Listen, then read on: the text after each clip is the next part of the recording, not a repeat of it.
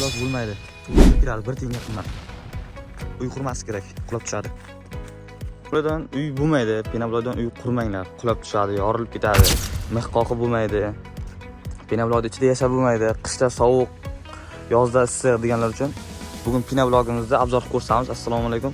Pinoblok qasdlar kanalini omatlari va pinoblokdan uy quraman va umr qilaman deganlar uchun xudo xolsa bu pinoblogimizni obzor qilib ko'rsatyapmiz. Xo'p, bu qurilishimiz 2024-yil noyabr oyida to'xtagandi ish. Chunki pinobloklarimiz namida, o'sha holatda mana shu fundament ustida qolgan. Qishda, qorda, yomg'irda noyabr, dekabr, yanvar, fevral, mart oyini yarmigacha o'sha yomg'irda, qorda yotdi bu pinobloklarimiz nam holatda. Noyabr oyida ishimiz to'xtaganining sababi suvlar muzladi va nam pinoblogimiz ham muzladi. Nam pinoblok muzlagandan keyin kili ishlamaydi. Umuman absolutni kili ishlamaydi. Shuning uchun ishimiz to'xtagan. Bu pinobloklarimiz nam holatda qoldi. Suvda erib ketadiganlar uchun bu uyimiz o'sha negativlar uchun misol bo'la oladi.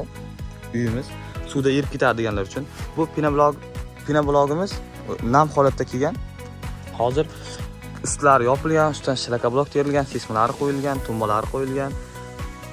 Ustidan shilaka blok terilgan. Ko'rganlaringizda, agar yuk ko'tarmaganda mana shu yukni ko'tarmaslik kerak edi pinoblogimiz. Birinchi oshirtda usti loylumboz bo'lgan.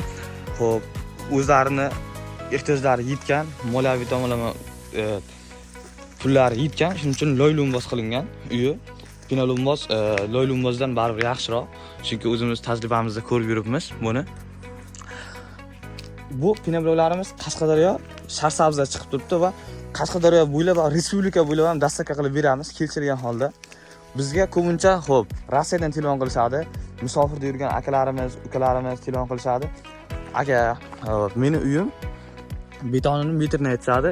O'zimiz necha eshik ketadi va necha deraza ketadi hisoblab chiqarib beramiz. Va bizga misol 1700 dona pinoblok kerak. O'rtacha uyga 1700 ta ketadi, chunki 1700 ta pinoblok ketadi desa bizga zadaniya aytishadi. Xo'p aka, menga bir haftadan keyin taxlab borib berish kerak. Ustalarim tushirib olishadi deyishadi. Biz dastavka qilib beramiz uylargacha, mashina puli o'zimizdan, faqat uylarda ustalar tushirib olsa bo'ldi. Bu o'sha negativlar uchun, ikkilanayotganlar uchun mana shu uyimiz misol bo'la oladi. Agar suvda erib ketganda, mana shu uyimiz suvda erib ketish kerak edi. Chunki o'tgan yili kuzda olib kelib berganmiz, qish bo'yi bu yomg'irda, qorda qolgan uyimiz. Zakaz qilishingiz mumkin. Telefon nomerlarimiz 97lik 587 3040.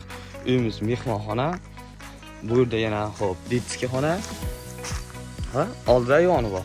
Bu yerda kattalar xonasi, u tomonda katta xonamiz bor. Bu tomonda yana bir xonamiz bor, oldida yana ayvon.